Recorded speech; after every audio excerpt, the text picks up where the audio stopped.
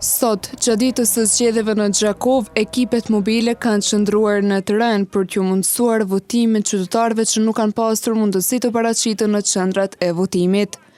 Sipas anëtarëve të ekipeve mobile, procesi është zhvilluar pa vështirësi, pavarësisht disa personave.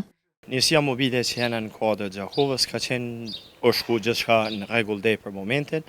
Gjithse listën e votuesve kena mbi 30 persona që i kena të evidentu në fshatë dhe në qytete. Deri tani i kena 9 persona që kanë votuar, kena disa që kanë refuzuar me votu. Kanë thonë nuk u ndihen mirë shëndeti, edhe kjo ka qenë arsyeja pse ata persona kanë filluar kanë refuzuar për me u përgjigj.